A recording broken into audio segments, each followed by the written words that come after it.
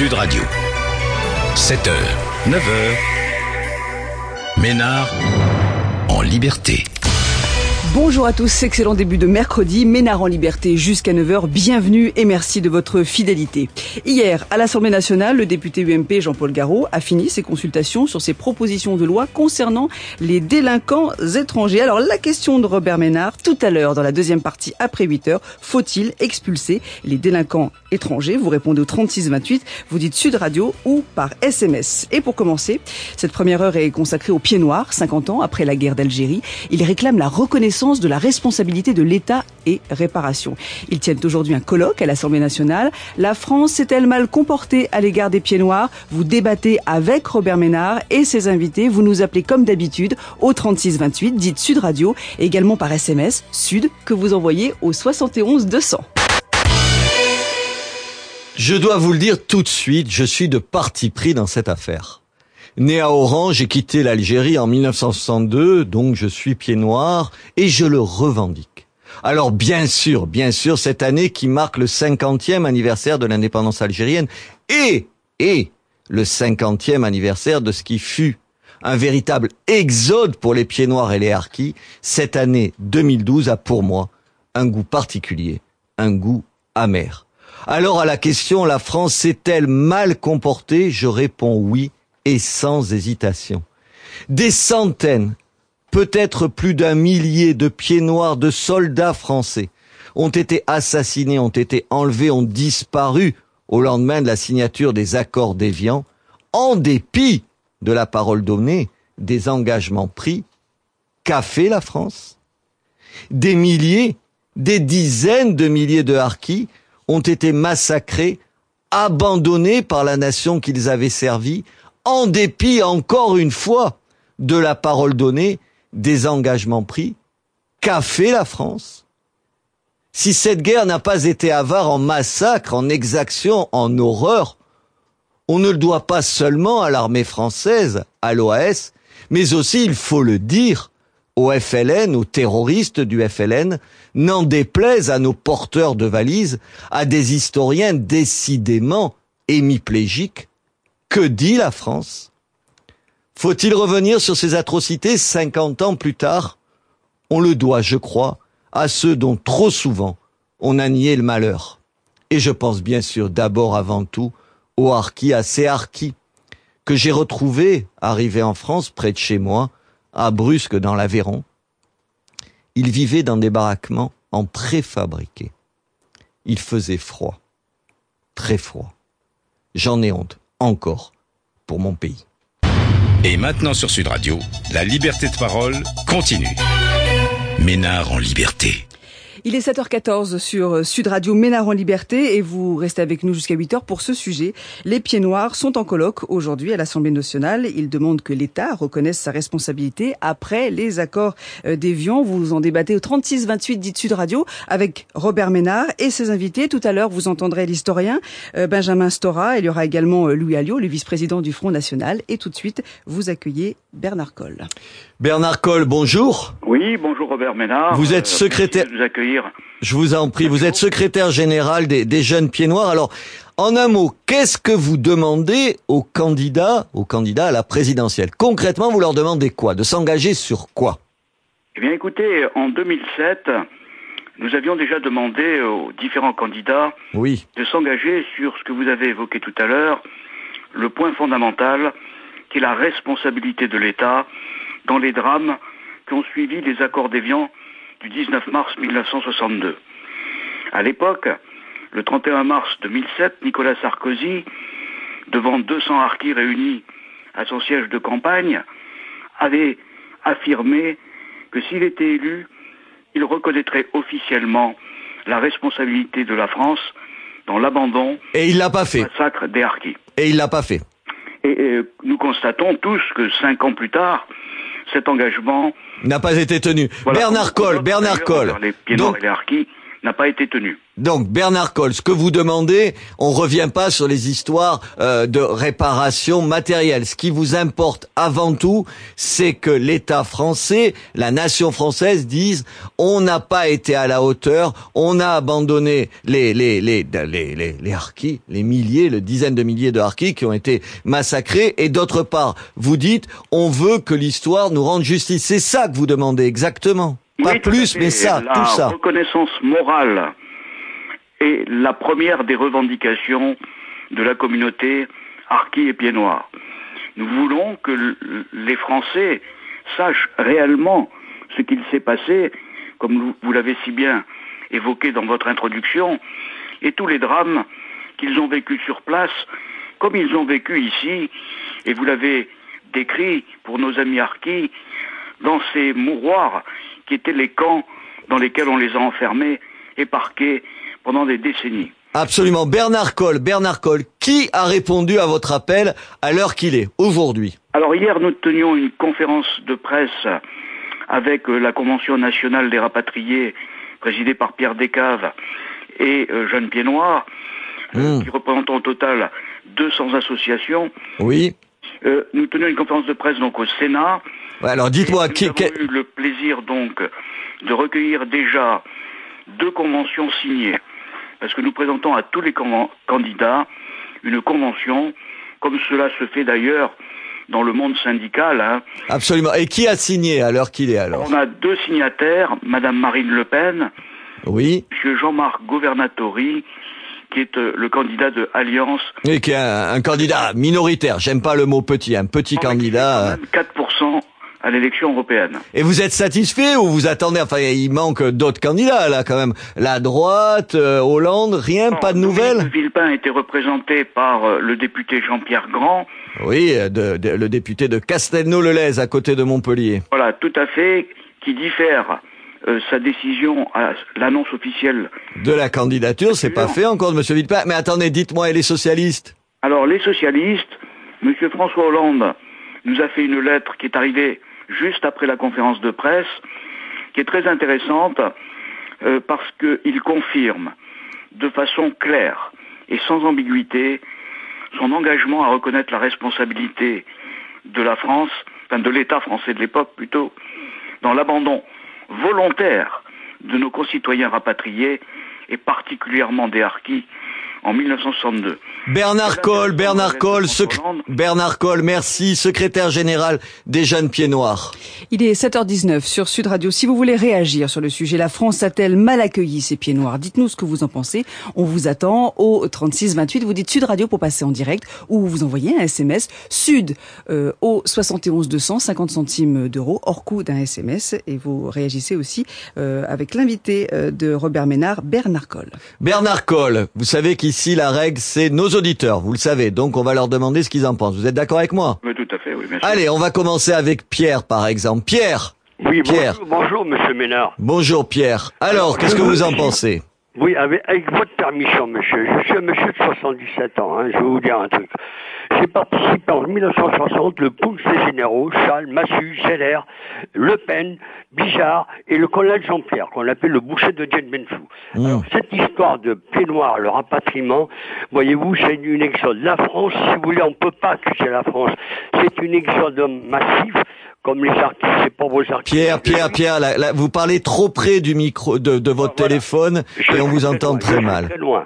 Allez-y, continuez. Voilà. Alors vous comprenez, moi-même j'ai fait 8 ans de guerre, je suis ni un vétéran, ni un héros. Et alors, qu'est-ce que vous en pensez? Est-ce que la France s'est bien ou mal comportée vis-à-vis des harkis ou des Pieds Noirs? Bien comportée. Tout ça c'est de la politique. Mais vous savez, les Pieds Noirs, les vrais collants, qui ont fait le malheur de l'Algérie. Pourquoi de l'Algérie d'une Algérienne?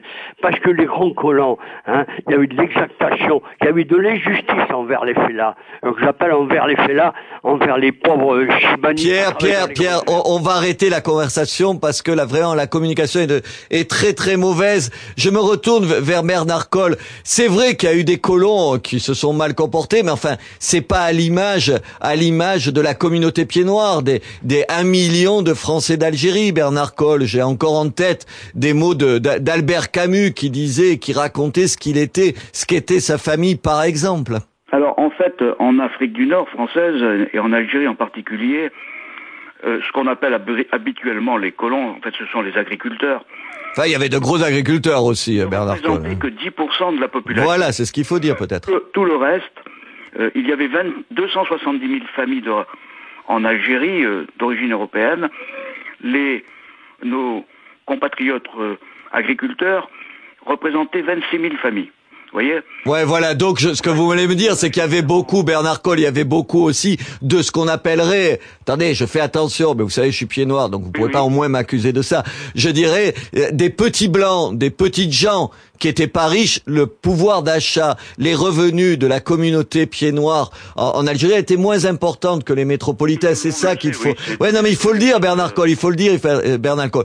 Justement, vous savez qui j'ai au téléphone, Bernard Coll, là? J'ai Guy Pervillier. Bonjour. Oui. Bonjour, vous êtes historien, Guy Pervillier. Bonjour, vous êtes professeur d'histoire contemporaine à Toulouse. Pourquoi je suis content de vous avoir? Parce que, racontez-moi, vous étiez chargé de faire la petite nodule pour l'édition 2012 des commémorations nationales, un bouquin officiel, sur la guerre d'Algérie, et vous avez été censuré. En effet, oui, c'était pas une notice sur la guerre d'Algérie, mais seulement sur 1962, fin de la guerre d'Algérie. Oui, sur les commémorations.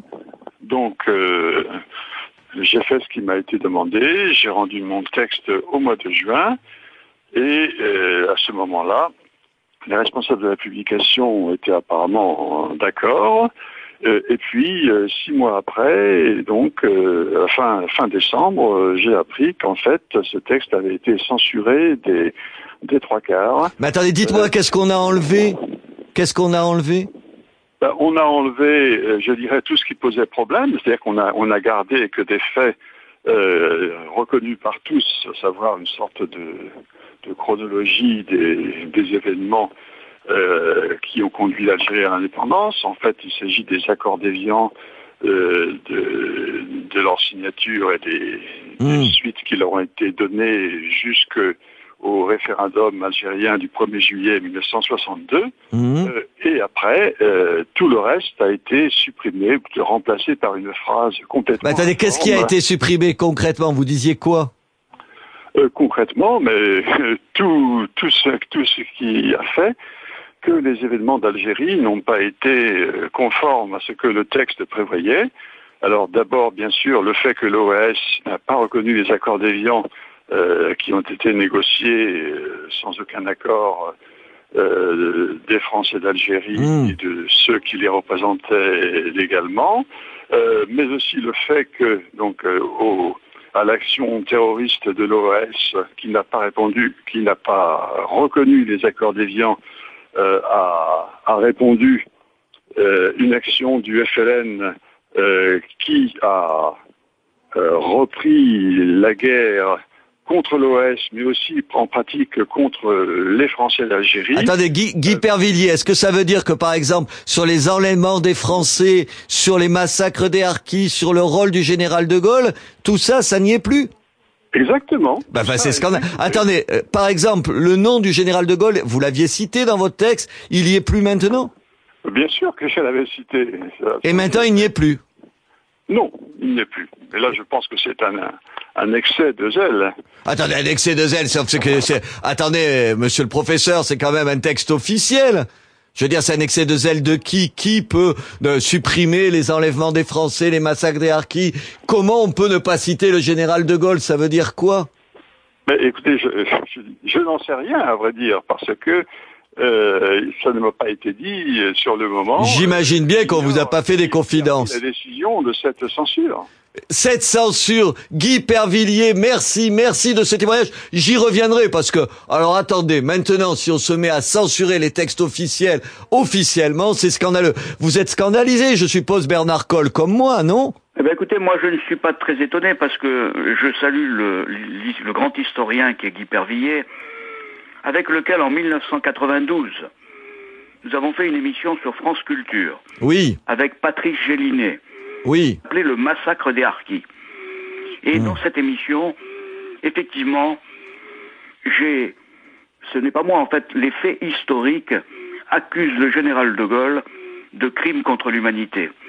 Car c'est lui qui a volontairement, comme le souligne d'ailleurs Oui. Hollande, dans sa lettre, pris la décision d'abandonner les harkis et de livrer les pieds noirs au FLN. Merci Guy, merci Bernard Colle, merci de ce témoignage. On va y revenir évidemment tout au long de l'année. Sud Radio, il est 7h26 dans 4 minutes. Les infos, Cyril Brioulet. Pour avancer, participez. Ménard en liberté sur Sud Radio. Sud Radio, il est 7h28. Bienvenue à tous jusqu'à 8h. Dans cette première partie, Robert Ménard vous pose cette question. La France a-t-elle mal accueilli ces pieds noirs? Les pieds noirs qui sont en colloque aujourd'hui à l'Assemblée nationale. Ils interpellent les candidats à l'élection présidentielle et demandent la reconnaissance de la France dans ses responsabilités après les accords d'Évian. Si vous voulez réagir, faites-le évidemment par téléphone 36 28, dites Sud Radio, ou par SMS Sud que vous envoyez au 71 200. Sud Radio. 7h, 9h, Ménard en liberté. Et merci de nous rejoindre ce matin dans une demi-heure dans Ménard en liberté. On vous invitera à réagir sur le sujet de la délinquance étrangère en augmentation. Hier, à l'Assemblée nationale, le député UMP Jean-Paul Garot a fini ses consultations sur ses propositions de loi concernant les délinquants étrangers. On écoutera Jean-Paul Garot qui sera un des invités, bien sûr, de Robert Ménard. Vous nous appelez comme d'habitude au 36 28, dites Sud Radio, pour débattre, même numéro, jusqu'à 8h, puisqu'on vous parle des pieds noirs. La France est-elle mal comportée à l'égard des pieds noirs? C'est la question que vous pose Robert Ménard, qui reçoit Louis Alliot, vice-président du Front National. Louis Alliot, bonjour. Bonjour. Bonjour. Alors, à l'heure où nous parlons, Marine Le Pen est la seule, je dirais, des candidats de poids, pour pas être méprisant par rapport aux petits candidats ou aux candidats minoritaires. Donc, est la seule candidate de poids à s'être engagée, donc à signer cette convention des jeunes pieds noirs. Pourquoi vous l'avez fait? Parce que c'est votre électorat? Pas du tout, parce que vous savez, notre président d'honneur a été un acteur de cette. Ça, je sais, oui. De cette guerre engagée par les socialistes. On oublie trop souvent de le dire, et qui a été menée par l'armée française et qui a vu à la fin du processus l'exode et le massacre des harkis. Mais si nous sommes pratiquement les seuls des grands, entre guillemets, c'est vrai que j'aime pas beaucoup à signer. Ben, c'est un peu ce que vous disiez tout à l'heure et ce que disaient un certain nombre de vos interlocuteurs, c'est que nous sommes en face d'un génocide, de la responsabilité... C'est un grand mot, génocide, Louis Alliot. De massacre, c'est déjà beaucoup. Ah oui, d'accord, mais quand vous avez plus de 150 000 personnes, soit qui ont disparu, soit qui ont été... Je sais, Louis Alliot. Massacrées, torturées, il y a des responsables. Et dans ces responsabilités-là, Monsieur Ménard, le Parti socialiste est complice du FLN. Ils avaient des porteurs de valises, il était un soutien inconditionnel. Ils le sont d'ailleurs toujours de l'Algérie du FLN.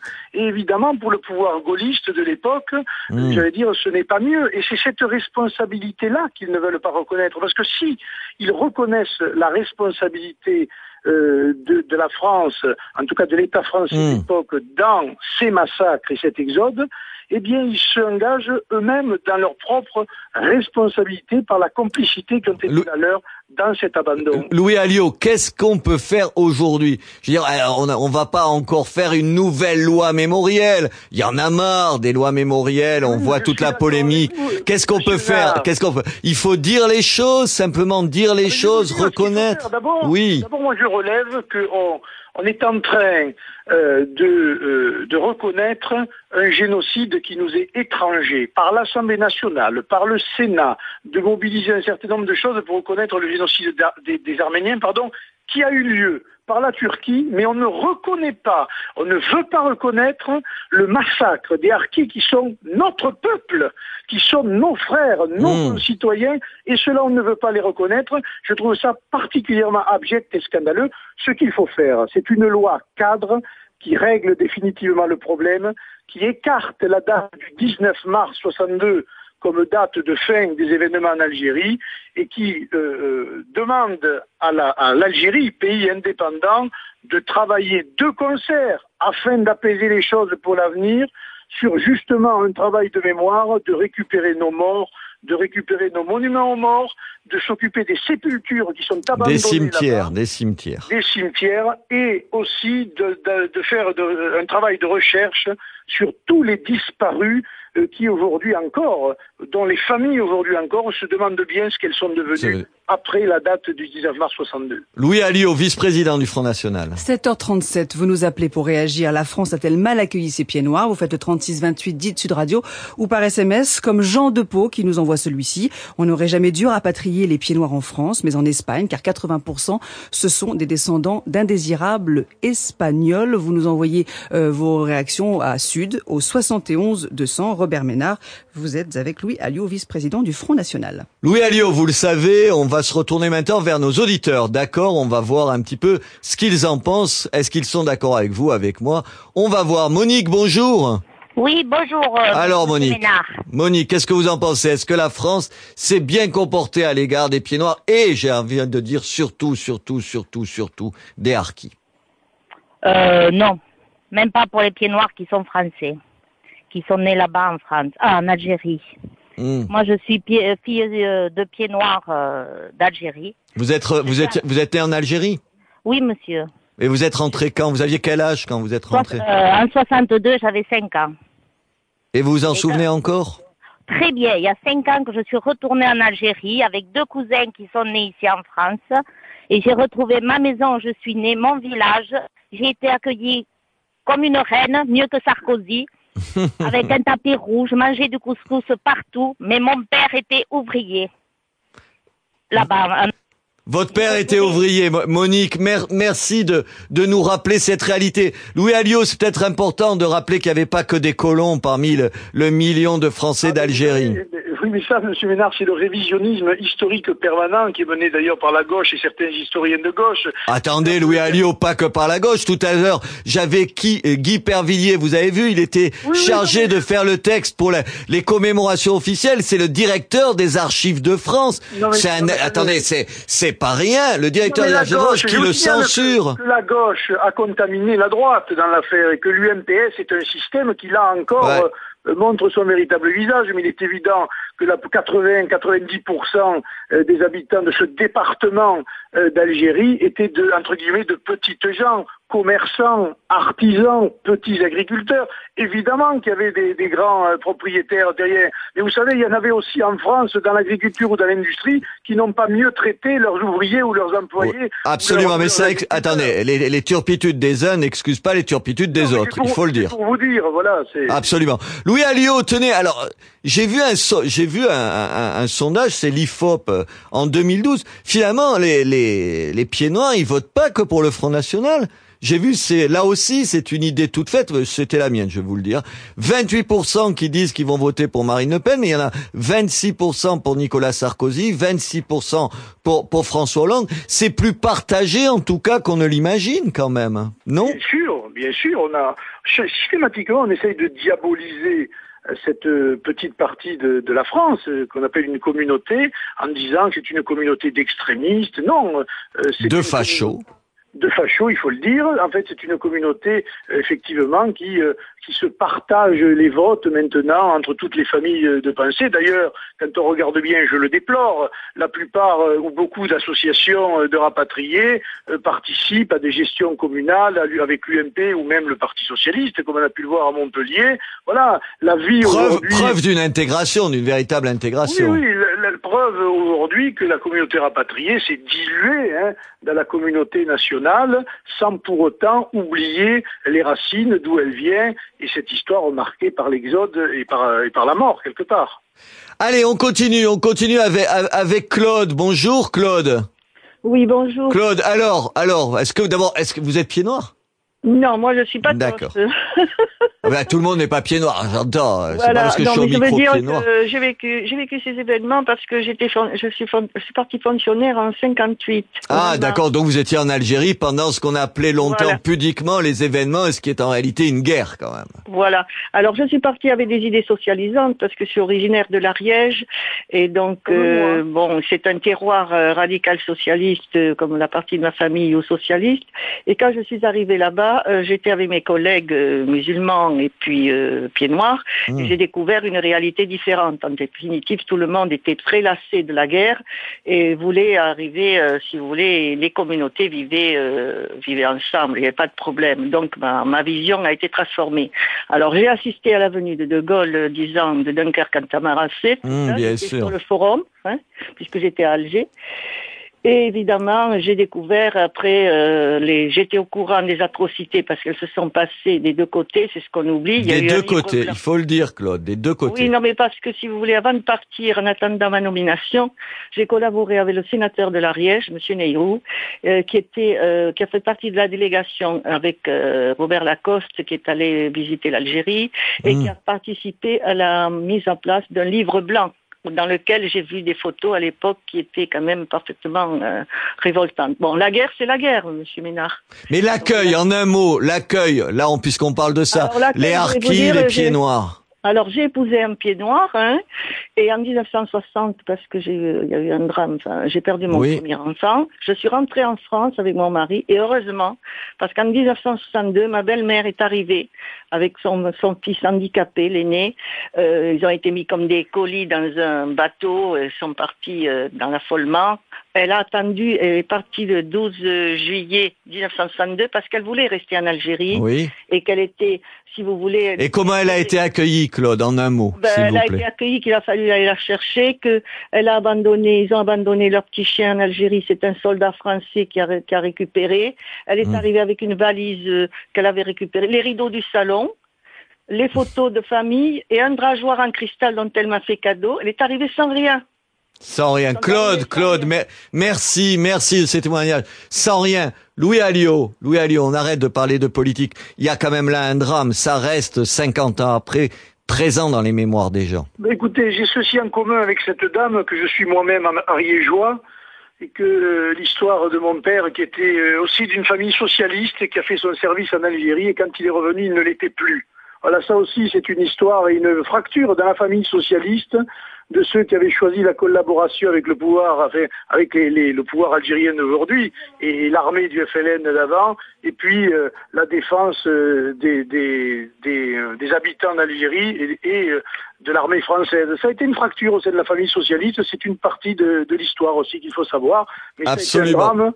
L'exode a été un drame abominable et ça, malheureusement, pas beaucoup de films ni de livres d'histoire, en tout cas officiels et connus du public, ne le mentionnent. Louis Alliot, merci, vice-président du Front National. 7h45 jusqu'à 8h sur Sud Radio. La question que vous pose Robert Ménard, la France a-t-elle mal accueilli ses pieds noirs? Dans un instant, Robert Ménard recevra Benjamin Stora, qui est écrivain et historien. Vous réagissez bien sûr au 36-28, dites Sud Radio. La liberté n'appartient à personne. Elle se gagne chaque jour. Ménard en liberté sur Sud Radio. 7h48, bienvenue sur Sud Radio que vous écoutez à Paris et sur toute l'île de France sur le 99.9 jusqu'à 8h. La France a-t-elle mal accueilli ses pieds noirs? C'est la question que vous pose Robert Ménard. En effet, cette année 2012 marque le 50e anniversaire de l'indépendance algérienne. Il y a un colloque aujourd'hui à l'Assemblée nationale. Robert Ménard, vous recevez Benjamin Stora, qui est historien et écrivain.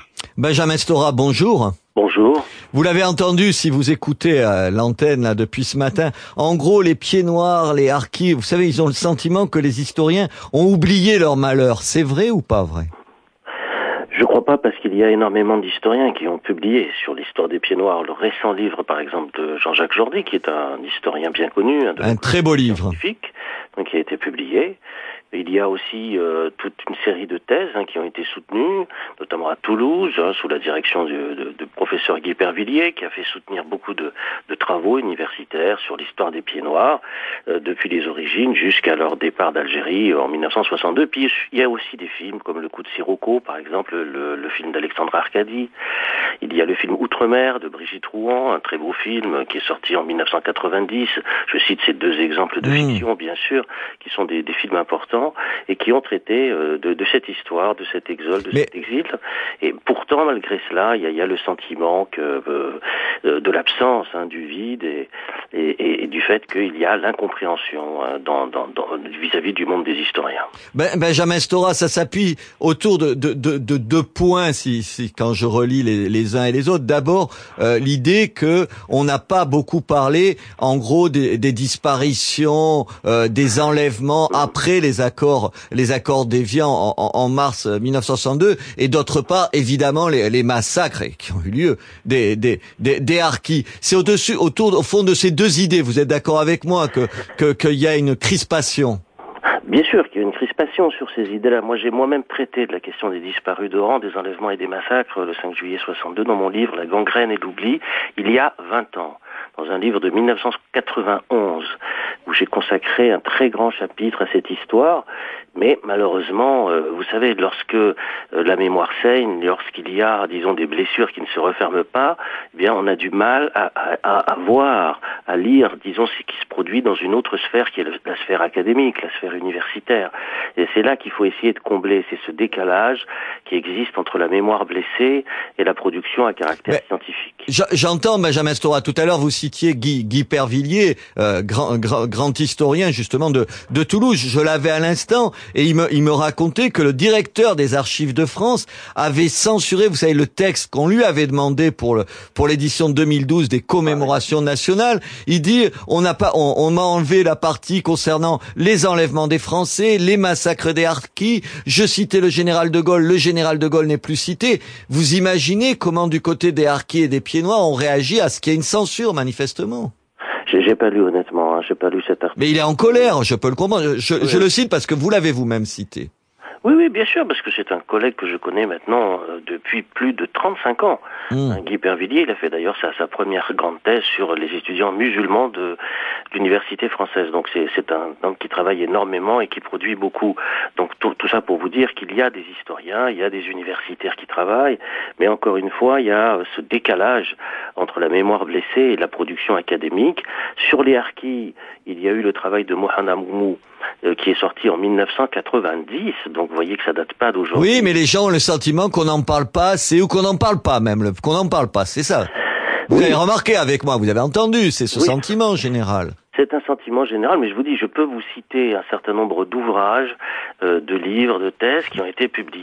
Benjamin Stora, je sais pas, vous êtes historien, mais je vous pose une question naïve parce que je ne le sais pas. Est-ce que dans les livres d'histoire en France, pour nos enfants, on raconte la guerre d'Algérie et est-ce qu'on parle de ce qui est arrivé, de ces enlèvements de pieds noirs, des massacres des harkis ou pas, par exemple? Alors, écoutez, je n'en sais rien, c'est une question que je pose à l'historien, au spécialiste. Dans les manuels d'histoire maintenant, surtout dans les classes de terminale, on parle de la guerre d'Algérie, on parle bien sûr, on évoque ces histoires qui sont des histoires tragiques, mais vous savez, le problème maintenant, c'est que on ne va plus du tout enseigner l'histoire dans les classes de terminale. Oui, ça je sais, donc, ça c'est notre problème, c'est une honte ça, Benjamin Stora. Bien sûr, le problème est quand même qu'on n'a plus de place pour enseigner l'histoire au sens large. Oui, mais ça fait un pays, Benjamin Stora. Benjamin Stora, oui. Vous savez, j'ai un appel là de Fatima Besnassi. Bonjour Fatima Besnassi. Bonjour. Allô?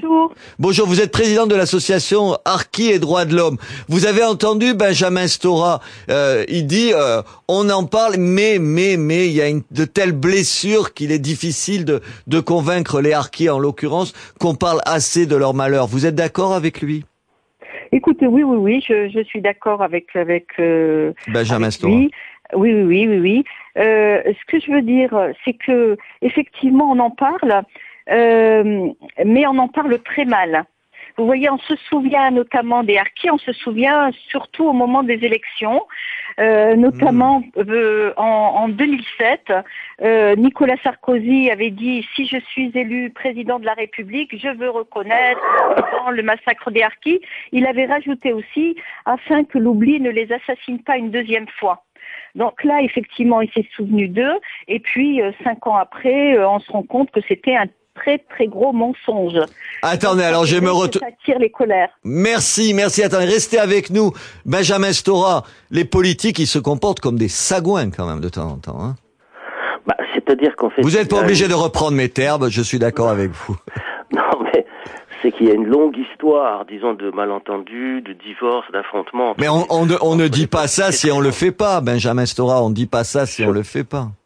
C'est vrai qu'il y a des propos qui ont été énoncés, qui n'ont pas été suivis des faits et qui, naturellement, visent à capter des clientèles électorales au moment des élections, qui ensuite, bien sûr, se retrouvent, et le mot est difficile à entendre, se retrouvent abandonnés une fois de plus.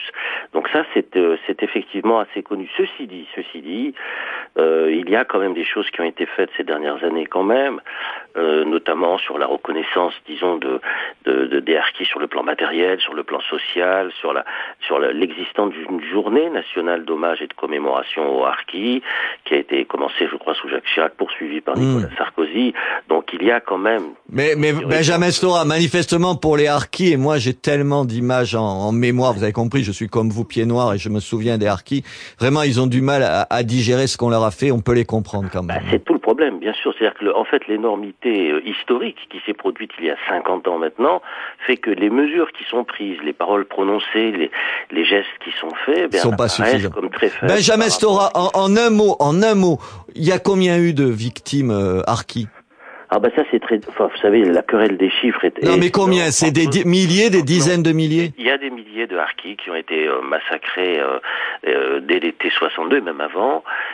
Donc on peut estimer, vous savez, c'est très difficile à dire encore une fois, parce qu'il y a des contestations sur les chiffres, mais ça tourne, le chiffre avancé par un grand historien qui est Charles-Robert Ageron, tournait autour de 15 à 20 000 harkis. 15 à 20 000 harkis. Benjamin Stora, 15 à 20 000 harkis massacrés. 7h56, vous êtes sur Sud Radio. Dans un instant, juste après le journal de 8h, nous parlerons d'un tout autre sujet. Hier, à l'Assemblée nationale, le député UMP Jean-Paul Garot a fini ses consultations sur ses propositions de loi concernant les délinquants étrangers. La question que vous posera tout à l'heure Robert Ménard, faut-il expulser les délinquants étrangers? Vous nous le dites au 3628, dites Sud Radio, ou par SMS, Sud, que vous envoyez au 71 200. Sud Radio, 7h, 9h. Ménard en liberté. Merci de votre fidélité. Bienvenue dans cette seconde partie de Ménard en liberté. La délinquance étrangère est en augmentation. Hier, à l'Assemblée nationale, le député UMP Jean-Paul Garot, qui sera d'ailleurs le premier invité de Robert Ménard dans un instant, a fini ses consultations sur ses propositions de la loi concernant les délinquants étrangers. La question qu'on vous pose jusqu'à 9h, faut-il expulser les délinquants étrangers? Vous nous le direz bien sûr comme d'habitude avec d'autres invités jusqu'à 9h. Vous entendrez aux côtés de Robert Ménard une représentante de l'Union syndicale des magistrats ou encore une représentante du parti de gauche. Vous appelez au 36 28, dites Sud Radio ou par SMS Sud au 71 200. Il y a des sujets qui sont comme des grenades dégoupillées qui peuvent vous exploser à la figure si vous ne les maniez pas avec prudence. Et Dieu sait que la délinquance des étrangers ou des personnes d'origine étrangère fait partie de ces réalités que nos bien-pensants, que nos belles âmes voudraient mettre sous la table. En parler, s'en inquiéter, demander qu'on prenne des mesures et vous voilà aussitôt montré du doigt, traité au mieux, de xénophobe. J'ai encore en mémoire les mésaventures survenues à mon confrère Éric Zemmour pour avoir dit ce que tout le monde sait, que bon nombre des dealers et autres trafiquants sont des Arabes et des Noirs. À ceux qui en douteraient, je propose un petit exercice pratique, qu'ils aillent donc visiter une prison et nous en reparlerons. Mais, motus et bouche cousue, on n'en parle pas, ça n'existe donc pas. Et comme en France, les statistiques ethniques sont interdites, le tour de passe-passe est joué. Alors, pour revenir à l'actualité, on me fera remarquer que Nicolas Sarkozy a changé d'avis sur ce sujet une fois de plus. C'est lui-même, rappelez-vous, qui avait mis fin à ce qu'on appelait alors la double peine, condamné, puis expulsé. C'est vrai, mais qu'est-ce que cela change? La seule question qui vaille, faut-il, oui ou non, expulser un étranger qui a commis un crime, un délit particulièrement grave? Je réponds quant à moi, oui, comme les Suisses, comme les Britanniques, comme les Belges, comme les Danois l'ont fait. Et que je sache, ces pays ne sont pas des dictatures et leurs dirigeants ne sont pas d'horribles racistes. Ménard en liberté sur Sud Radio. On parle, maintenant agissons. 8h14, la délinquance étrangère est en augmentation. La question que vous pose Robert Ménard jusqu'à 9h, faut-il expulser les délinquants étrangers? Vous nous le dites au 36 28, dites Sud Radio, pour passer en direct sur l'antenne, ou par SMS, Sud au 71 200. Robert Ménard, vous recevez Jean-Paul Garot, député UMP de Gironde, secrétaire de la commission des lois et rapporteur de propositions sur la délinquance étrangère. Jean-Paul Garot, bonjour. Oui, bonjour Monsieur Ménard. Alors attendez, Jean-Paul Garot, on va pas jouer sur les mots, vous et moi. Au fond, vous avez envie de rétablir, et vous avez compris, je le critique pas en l'occurrence, vous avez envie, vous voulez rétablir la double peine. Non, c'est pas le rétablissement de la attendez, les gens, ils seront punis et expulsés, c'est ça? Non, Monsieur Ménard, alors je vous explique très rapidement. Oui. Le dispositif, d'abord c'est une proposition de loi, je pense, importante. Il y a un système d'abord, un premier volet sur les réitérants qui sont des sortes de récidivistes, avec un système de peine plancher. Ah oui, attendez, ça c'est marrant parce que j'avais pas compris moi la différence. Un récidiviste, c'est quelqu'un qui est poursuivi, qui a refait exactement le même délit, le même crime, mais s'il fait un délit ou un crime un petit peu différent, on dit qu'il est pas récidiviste, il est réitérant, c'est ça. Voilà, c'est à peu près ça. Et donc il y a quand même un certain nombre de délinquants qui sont incrustés dans la délinquance, qui commettent des faits assez différents les uns des autres et qui ne sont pas considérés comme des récidivistes. Pour tout le monde, permettez-moi, Jean-Paul Garot, pour le commun des mortels, dont je suis, c'est un récidiviste quand même. Oui, voilà. Alors les gens, effectivement, pensent que ce sont des récidivistes. En réalité, en termes juridiques, ce ne sont pas des récidivistes, mais des réitérants. Il était donc normal d'étendre le système des peines planchées de 2007, donc à ceux qui... Absolument. Dans la délinquance. Voilà. Absolument. Bon, c'est le premier volet. Ça, c'est le premier volet. Voilà. Alors sur le deuxième volet, simplement, et là aussi c'est compliqué juridiquement, mais je crois qu'il faut dire les choses très simplement. Un étranger n'a pas forcément vocation à rester sur le territoire national s'il commet des infractions et s'il enfreint les lois de la République. Un conducteur qui commet une infraction, on peut lui supprimer son permis de conduire. Un chasseur, on peut lui supprimer son permis de chasse. Un gérant de société, on peut lui interdire de gérer.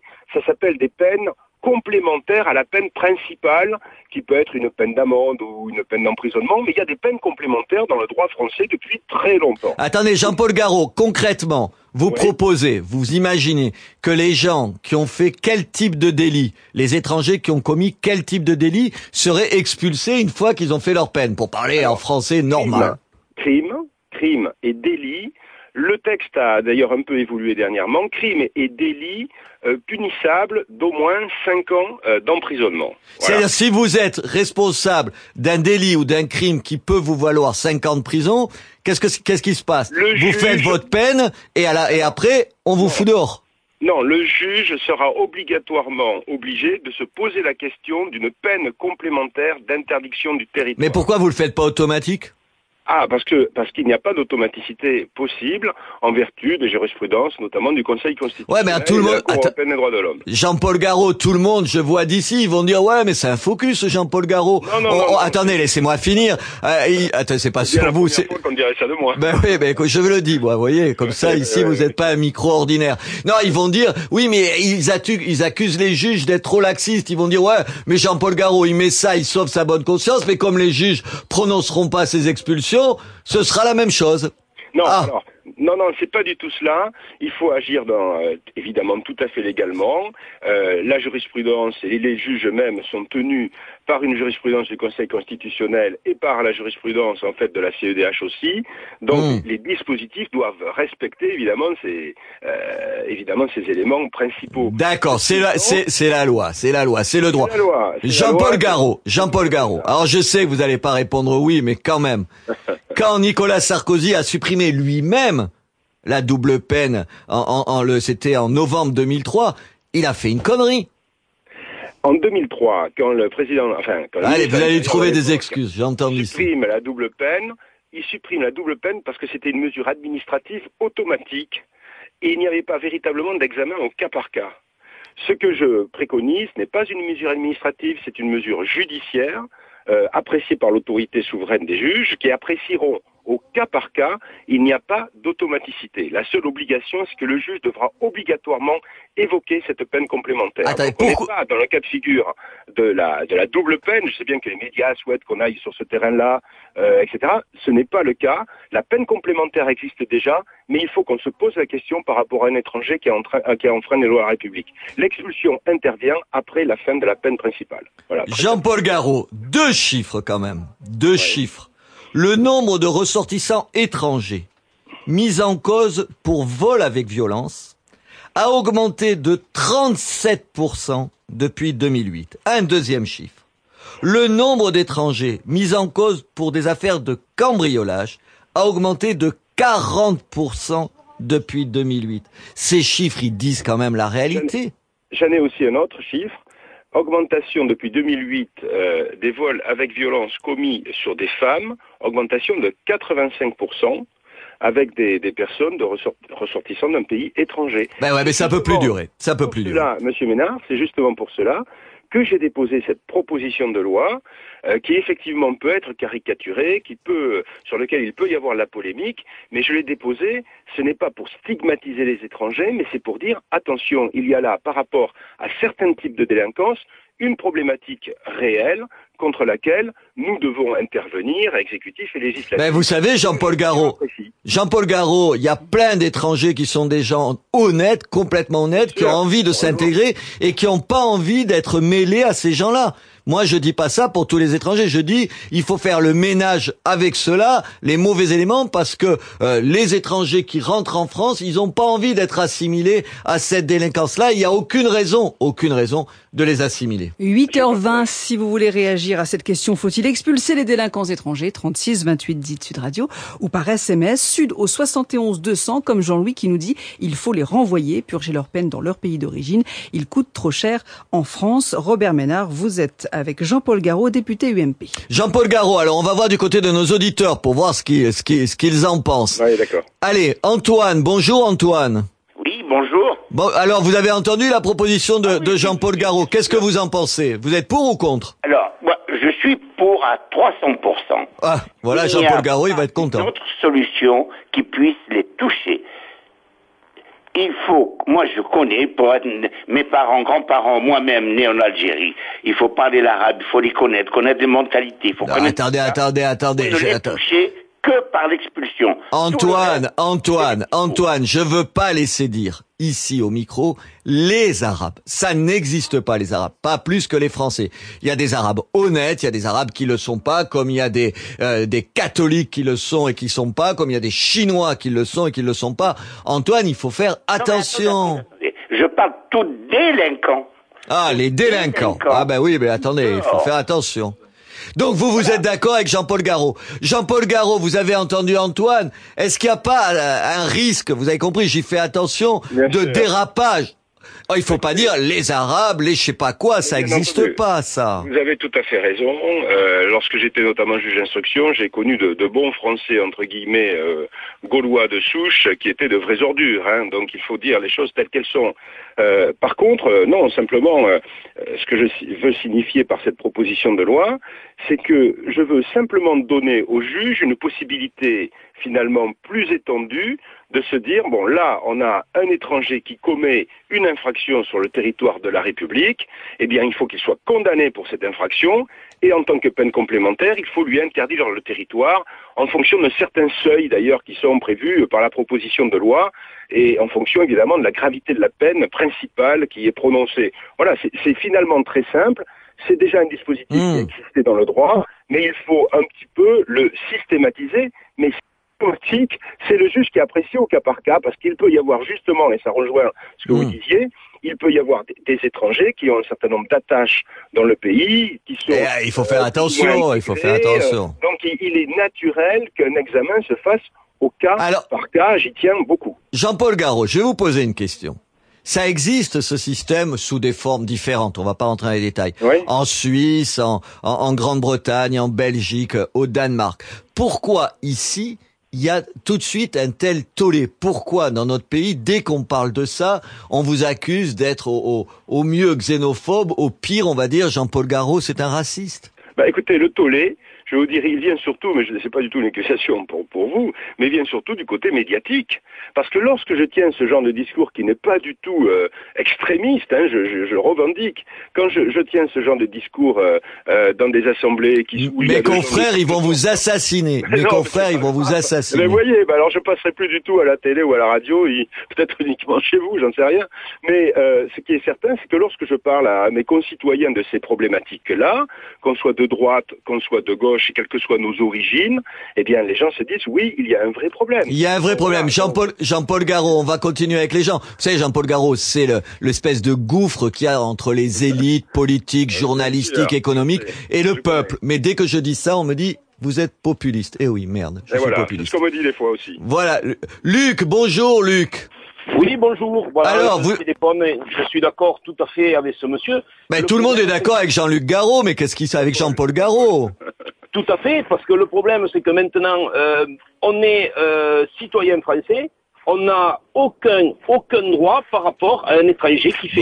non, Luc, vous pouvez pas dire ça, Monsieur, la gendarmerie, n'importe qui, vous pouvez leur demander... Ils ne peuvent pas faire de choses. Pourquoi? Parce que chaque fois on traite les gens de racistes quand il y a quelque chose qui a été fait contre des personnes étrangères. Ça, vous avez raison, mais il y a des gens qui sont de vrais racistes aussi, Luc, ça existe. Oui, mais attendez, il ne faut pas mélanger tout le monde. Il y en a qui sont racistes, je suis d'accord avec vous, ces gens-là, je ne les cautionne pas, pas du tout. Mais le problème, monsieur, il y a une loi en France, respectons-la pour tout le monde. On la respecte pour tout le monde. Vous avez raison, Luc, sur la fin de votre intervention, je suis d'accord, mais là encore, Jean-Paul Garot, vous disiez je vais être montré du doigt par les médias bien pensants, mais est-ce qu'il n'y a pas, on le voit là, et j'ai plein de gens qui appellent et c'est toujours un petit peu comme ça, limite, c'est-à-dire est-ce que vous frôlez pas, est-ce que je ne frôle pas tout de suite une zone un peu où on n'a pas envie d'aller, tous les étrangers sont pas des salopards et tous les Arabes sont pas ou les Noirs sont pas des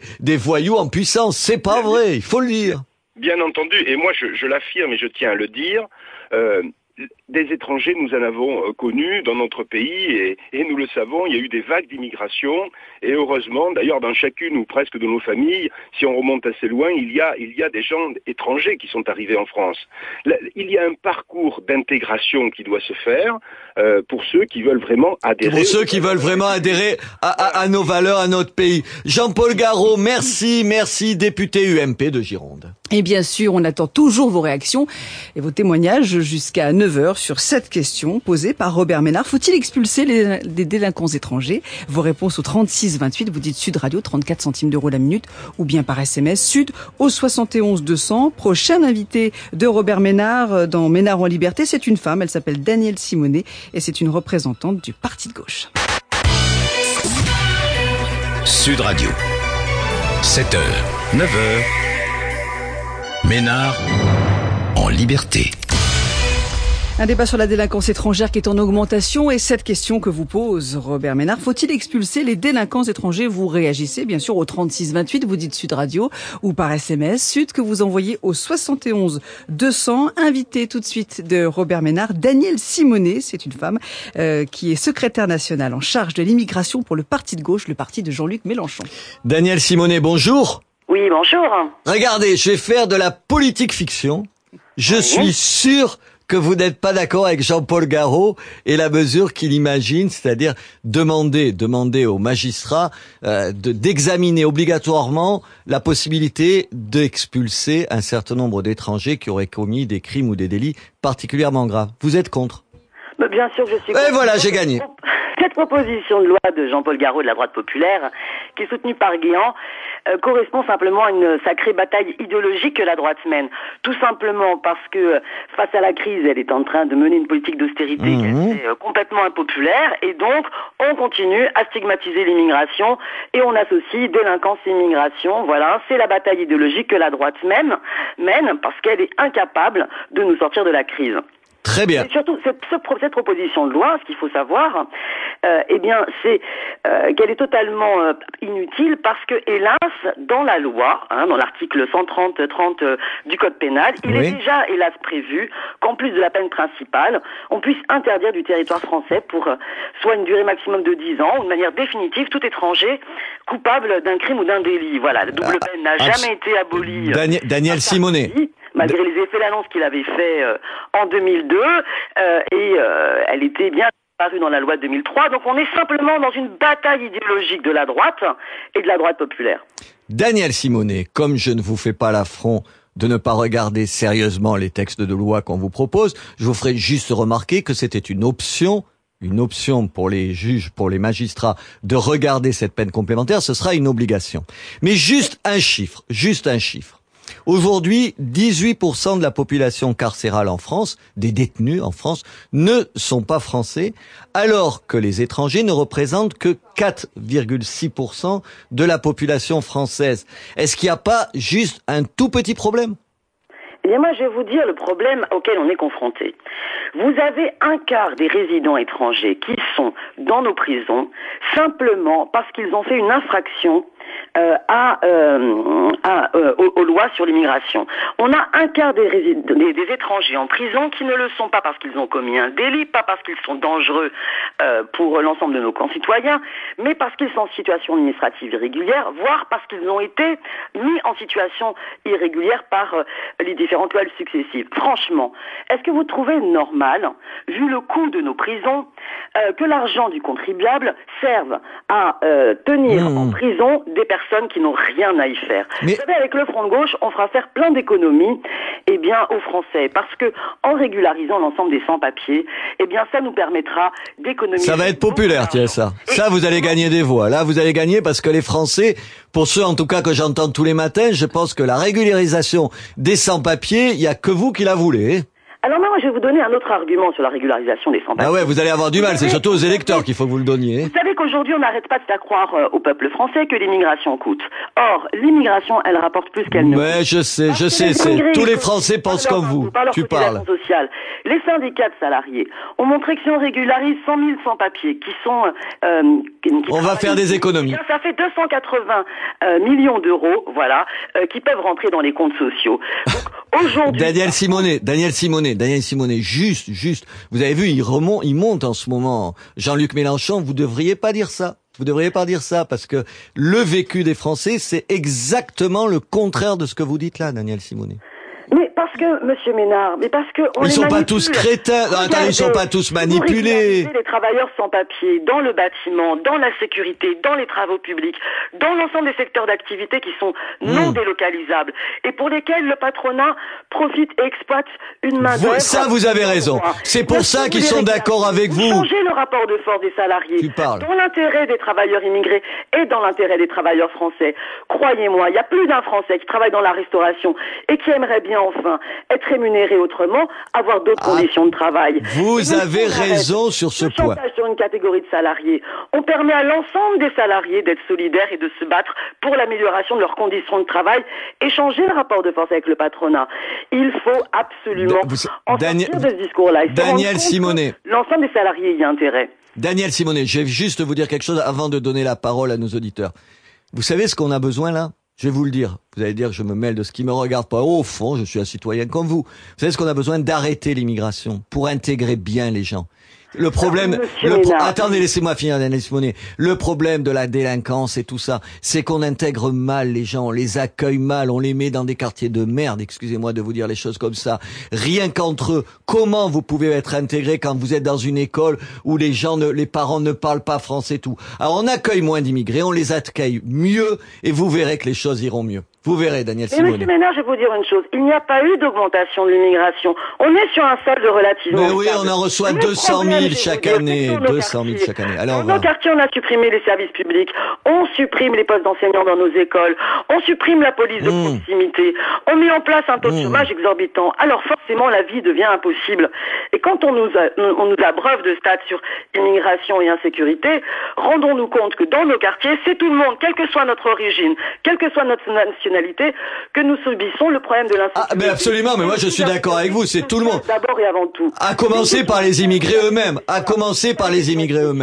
Daniel Simonet, allez, on va faire un tour du côté de nos auditeurs. 8h40, vous êtes nombreux à réagir à cette question. Faut-il expulser les délinquants étrangers au 3628 dit Sud Radio et également par SMS où on nous dit il ne faut pas les expulser, il faut les faire travailler pour rembourser le préjudice causé. C'est Bernard. Et puis Gérald qui s'adresse à votre invité Robert Ménard qui dit « Madame du front de gauche, vous n'aurez pas ma voix, vous n'êtes capable d'aucun discernement ». Votre invité, c'est Danielle Simonet. Bon non, Danielle Simonet, elle est capable de discernement. Vous avez vu, je vous défends, Danielle Simonet. Danielle Simonet, allez, on va écouter. Allez, on commence. Mohamed, bonjour Mohamed. Oui, bonjour. Alors Mohamed, vous entendez Danielle Simonet, vous avez remarqué qu'on n'est pas d'accord. Alors moi, j'aimerais bien un arbitre. Allez, c'est vous l'arbitre. Je sais pas qui vous êtes. Moi, je suis arbitre. Alors moi, je suis pas français. Moi, je suis médecin irlandais d'origine algérienne que j'assume. Attendez, vous êtes médecin irlandais d'origine algérienne. Mais c'est incroyable ça. J'ai grandi à Dublin, voilà. Et j'assume mon algérianité. C'est génial, c'est génial. Je suis en France pour 2 ans dans un échange interchu et je me réjouis qu'il me reste que 6 mois. La France on s'acharne trop contre les étrangers. Vos statistiques, il y a 3 catégories d'étrangers. Vous le savez. Il y a les étrangers qui sont nés en France. Qui sont arrivés, ou bien qui sont arrivés à 4-5 ans, qui sont pas étrangers, et ils commettent des délits, ça c'est de la faute de la France, ça c'est de la faute de l'intégration, ça c'est de la faute, ils connaissent que la France, des êtres humains. Ils sont venus à 3 ans, 4 ans, ils connaissent que la France. Comment on peut les expulser? La deuxième catégorie, les gens qui viennent de l'Europe de l'Est, ça c'est utopique, ils sont pas expulsables. Nous avons les mêmes problèmes en Irlande. Ils sont en Union européenne. Et ça, si ça gonfle, la délinquance qui gonfle, il faut dire les choses justes. Ça gonfle à cause d'eux. Mettez les sous-catégories. Il y a la 3e catégorie, les nouveaux immigrants qui viennent. Et ça, je vous mets au défi. S'il y a un décalage par rapport à cette population qui vient, qui s'installe et qui est triée.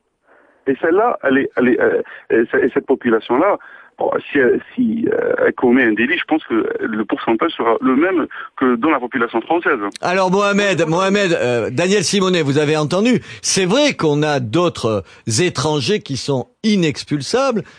Alors moi je vais les appeler par leur nom parce que tout le monde dit la même chose, même si tout le monde a peur de dire, c'est les Roms d'origine roumaine ou bulgare. Là, de toute façon, vous pouvez pas les expulser.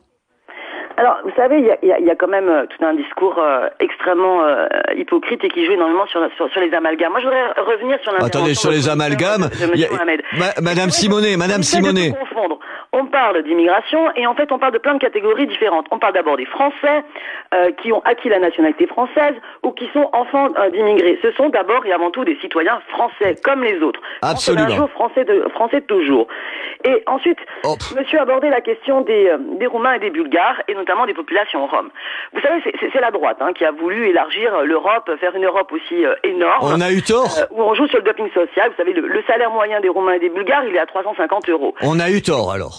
Non, mais moi je pense qu'il fallait d'abord faire une Europe avec peu de pays et sur laquelle on se fixe des objectifs politiques. Qu'est-ce qu'on fait maintenant? On puisse décider véritablement des politiques de nivellement social par le haut. Au lieu de ça, on a voulu jouer et mettre en place une grande Europe extrêmement libérale, voilà, avec une indépendance de la Banque Centrale Européenne et où on voit bien comment la finance gangrène tout et Attendez, on revient à la délinquance là. À l'heure actuelle. Mais revenons-en s'il vous plaît. La question des Roms. Ces populations qui sont totalement discriminées dans leur pays subissent des mesures transitoires qui, heureusement, vont bien être levées. Moi, je connais bien cette situation parce que sur Paris, en région parisienne, on a des populations roms qui se retrouvent interdites de travailler qui se trouvent discriminées sur l'entrée sur le marché du travail, voilà, et qui essayent de survivre en nous faisant les poches dans le métro. En nous faisant les poches dans le métro. Non, écoutez, arrêtez les amalgames. Comment Danielle Simonet, vous prenez le métro. Regardez comment la France a été défigurée à l'étranger avec tout le discours de nos chefs d'État. Mais attendez, mais le problème, Danielle Simonet. De la population rome. Danielle Simonet. Là où les collectivités locales font leur travail et permettent véritablement de scolariser les enfants, permettent véritablement d'insérer dans le monde du travail les adultes, eh bien à ce moment-là, il n'y a pas de problème. Là où on les pourchasse, où on leur interdit de travailler, où on leur interdit même de survivre en revendant les chiffons, eh bien évidemment ça va se passer mal. Mais enfin, comment vous pouvez, Danielle Simonet, est-ce que je peux dire un mot? Comment vous pouvez dire ça? Les gamins, les gamines, les mamans avec des bébés dans les bras qui font la manche dans les rues ou dans le métro, c'est du racket, c'est des proxénètes qui les tiennent. C'est des proxénètes qui les tiennent. Pourquoi l'État ne crée pas les conditions pour que les hommes et les femmes puissent travailler et que les enfants soient scolarisés. Est-ce que vous croyez que c'est en pourchassant les gens... Je crois rien du tout, je constate. C'est toujours un vieux débat qui date depuis un siècle. Je constate. Victor Hugo, ce n'est pas en chassant la misère pour résoudre le problème, en chassant et c'est peut-être pas en accueillant la misère du monde entier, pour citer quelqu'un de gauche, qu'on règle les problèmes. Daniel Simonet, ce débat, on pourra continuer à l'avoir, mais je vous inviterai, vous êtes formidable, vous avez des convictions, j'ai pas les mêmes, mais je respecte les gens qui ont des convictions. Vous êtes d'accord, on se retrouvera, on a 1000 sujets à débattre ensemble. Daniel Simonet, conseillère du 20e arrondissement, je l'ai pas dit, de Paris, secrétaire national du parti de gauche de Jean-Luc Mélenchon. 8h45 jusqu'à 9h. Pour un petit quart d'heure encore, vous réagissez à cette question posée par Robert Ménard. Faut-il expulser des délinquants étrangers? Vous nous le dites, bien sûr, en direct au 36 28, dites Sud Radio. Et par SMS Sud au 71 200. Dans un instant, Robert Ménard recevra la vice-présidente de l'Union syndicale des magistrats. Et tout de suite sur Sud Radio, retour à la liberté de parole. Ménard en liberté. Merci d'être fidèle à Sud Radio que vous écoutez à Libourne sur le 106, 8h48. La délinquance étrangère est en augmentation. Hier à l'Assemblée nationale, le député UMP Jean-Paul Garot, qu'on a entendu ce matin avec Robert Ménard, a fini ses consultations sur ses propositions de loi concernant les délinquants étrangers. La question qu'on vous pose, faut-il expulser ces délinquants étrangers? Vous répondez au 36 28, dites Sud Radio, et Robert Ménard, vous recevez Virginie Valton, qui est vice-présidente de l'Union syndicale des magistrats. Virginie Valton, bonjour. Bonjour. Alors, je vous lis 2 chiffres. On commence, d'accord? Je suis sûr que vous allez les contester. Allez, on commence. Non, mais je fais de la politique fiction depuis ce matin, mais je me trompe pas. Vous allez voir, je vais pas me tromper avec vous. Le nombre des ressortissants étrangers mis en cause pour vol avec violence a augmenté de 37% depuis 2008. Les mêmes pour les cambriolages, les étrangers, ça a augmenté de 40%. C'est affolant quand même. Alors, c'est la méthode Coué de M. Garot et du gouvernement. On fait dire aux chiffres ce qu'on veut. Et voilà, je sais, chaque fois, c'est toujours pareil. Écoutez, je pense que ces chiffres, ils sont extraits, effectivement, du rapport de l'Observatoire national des infractions pénales, qui est dirigé par M. Boer. On ne peut pas dire que M. Boer soit un farouche ennemi du gouvernement.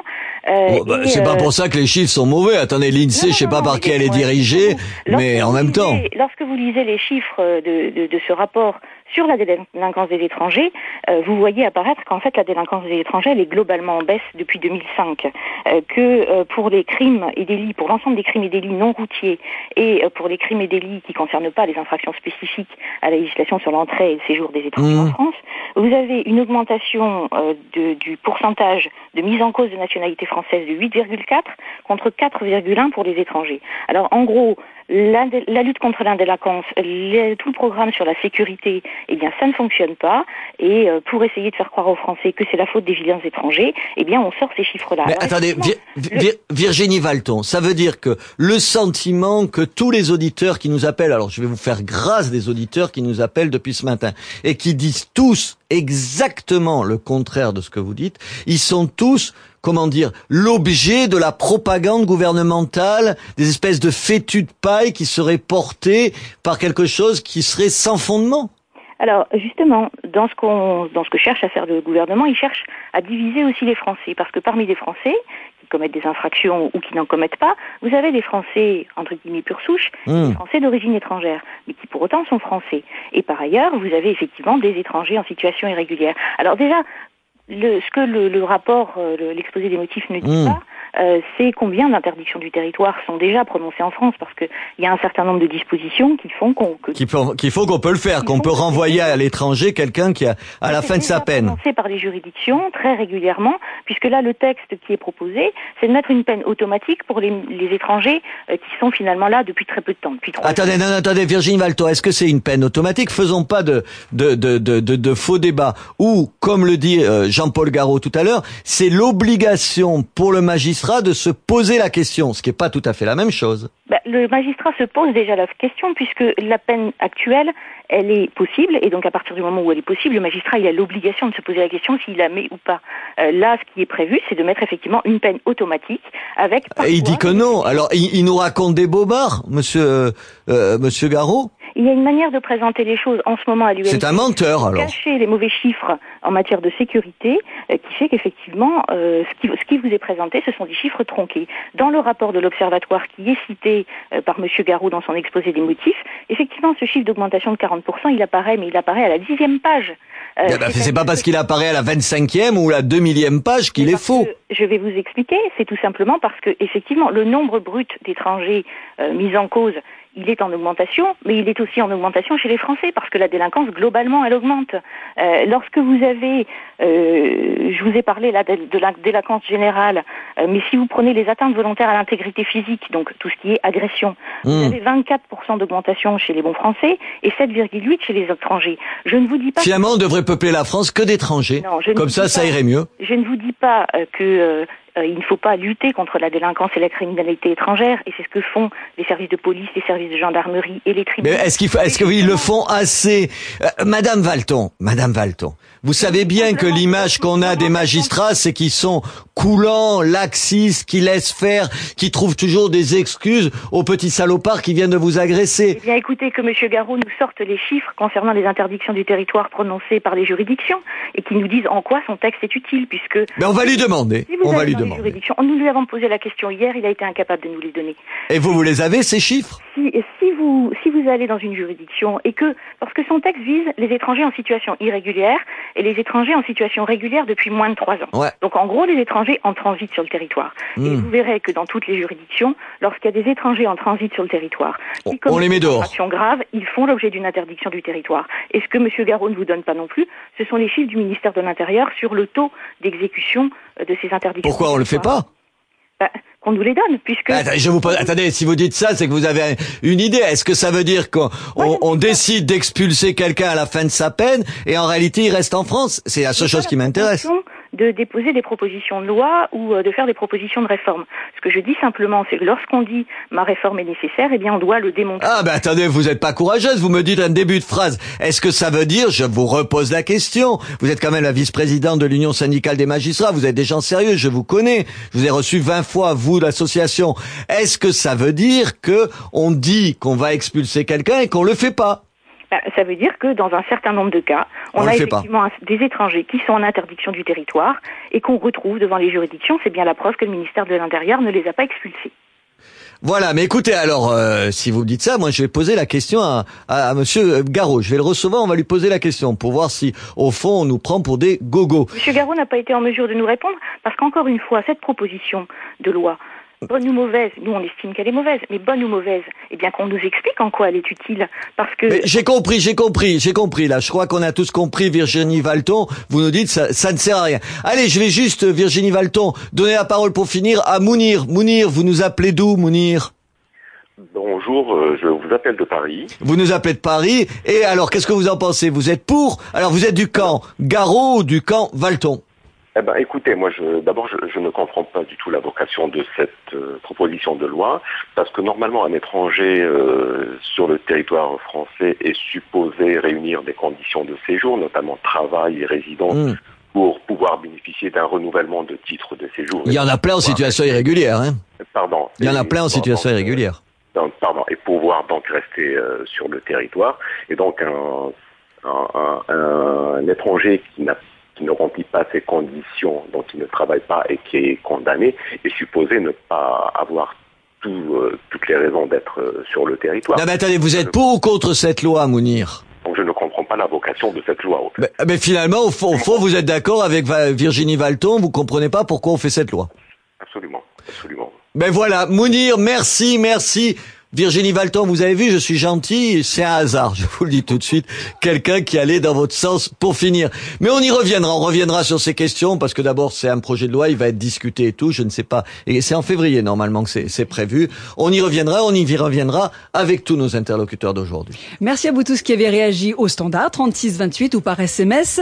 Ménard en liberté revient demain matin dès 7h et nous parlerons de l'emploi. Donc on est tous concernés. Oui, des chiffres qui risquent d'être mauvais là aussi. Je fais de la politique fiction, mais vous verrez que je vais pas me tromper.